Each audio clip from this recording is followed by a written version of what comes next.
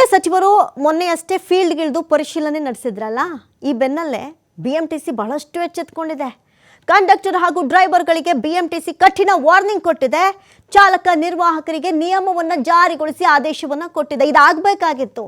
ಈ ಬಸ್ಗಳು ಹತ್ತಿದ್ರೆ ಸಾಕು, ಎಷ್ಟರ ಮಟ್ಟಿಗೆ ಸಾರ್ವಜನಿಕ ಸೇವೆಯಲ್ಲಿ ಇದ್ದೀನಿ ಅನ್ನೋದನ್ನು ಮರೆತು ಜನರ ಮೇಲೆ ದಬ್ಬಾಳಿಕೆಗಳನ್ನು ನಡೆಸ್ತಾ ಇದ್ರು ಅಂದರೆ ಕೆಲವೊಂದು ಕಡೆ ಕೆಲವೊಬ್ಬರು ಮಾತ್ರ ನಿಜಕ್ಕೂ ಬೇಜಾರಾಗ್ತಾ ಇತ್ತು. ವಯಸ್ಸಾದವರು ಅಂತ ನೋಡ್ತಾ ಇರಲಿಲ್ಲ, ಗರ್ಭಿಣಿ ಹೆಂಗಸರು ಅಂತ ನೋಡ್ತಾ ಇರಲಿಲ್ಲ. ಬಹಳಷ್ಟು ದುರಂಕಾರದ ಮಾತುಗಳನ್ನು ಆಡಿದಂಥವರು ಇದ್ದರು. ಆದರೆ ಮೊನ್ನೆ ನಡೀತಲ್ಲ ಇನ್ಸಿಡೆಂಟು, ಕಂಡಕ್ಟ್ರು ಸಾರಿಗೆ ಸಚಿವರಿಗೇನೆ ಚಿಲ್ಲರೆ ಕೊಡಿ ಇಲ್ಲಾಂದರೆ ಕೆಳಗಿಳಿರಿ ಅನ್ನುವಂಥ ದಿಮಾಕಿನ ಮಾತಿಗೆ ತಕ್ಷಣ ಅಮಾನತಿಗೆ ಸೂಚಿಸಿದ್ರಲ್ಲ, ಈ ಸ್ಪಾಟ್ ವಿಸಿಟ್ಟು ಬೇಕಾಗಿತ್ತು. ಈಗ ಕಟ್ಟುನಿಟ್ಟಿನ ನಿಯಮ ಜಾರಿಗೊಳಿಸಿ ಆದೇಶ ಕೊಟ್ಟಿದ್ದಾರೆ.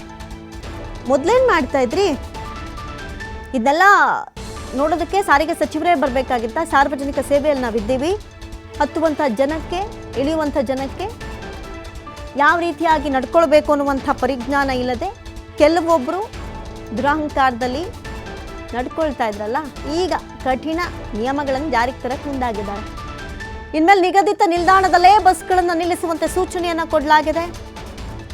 ಚಿಲ್ಲರೆ ನೆಪದಲ್ಲಿ ಪ್ರಯಾಣಿಕರನ್ನು ಬಸ್ಗಳಿಂದ ಇಳಿಸುವಂತಿಲ್ಲ. ಚಿಲ್ಲರೆ ಇಲ್ವಾ, ಕೆಳಗಿಳಿರಿ ಹೇಳುವಂತಹ ನೈತಿಕತೆ ನಿಮಗೇನಿದೆ? ಚಿಲ್ಲರೆ ಇಲ್ದವ್ರು ಬಸ್ಸೇ ಹತ್ಬಾರ್ದ? ಕಂಡಕ್ಟ್ರು ಮತ್ತೇನಕ್ಕಿರೋದು? ಇಲ್ಲ ಅಂದರೆ ಪರ್ಯಾಯ ಮಾರ್ಗ ಹುಡುಕಿ. ಅದು ಬಿಟ್ಟು ಚಿಲ್ಲರೆ ಇಲ್ಲ ಅಂದ ತಕ್ಷಣ ಕೆಳಗಿಳಿರಿ ಎನ್ನುವಂಥ ದುರಂಕಾರದ ಮಾತುಗಳು ಆಡಿದ್ರಲ್ಲ ಮೊನ್ನೆ ಸಚಿವರು. ಫೀಲ್ಡ್ಗಿಳಿದ್ರೇ ಎಲ್ಲೆಲ್ಲಿ ಕಳ್ಳಾಟಗಳು ನಡೀತಾ ಇದೆ ಅನ್ನೋದು ಗೊತ್ತಾಗುತ್ತೆ. ಸಚಿವರ ಕಾರ್ಯಕ್ಕೆ ನಿಜಕ್ಕೂ ಶ್ಲಾಘನೆ, ಮೆಚ್ಚುಗೆ ವ್ಯಕ್ತವಾಯಿತು. ಅನೇಕ ಡಿಪಾರ್ಟ್ಮೆಂಟ್ಗಳಲ್ಲಿ ಇದೇ ರೀತಿಯಾದಂಥ ಎಡವಟ್ಟುಗಳು ನಡೀತಾ ಇರುತ್ತೆ.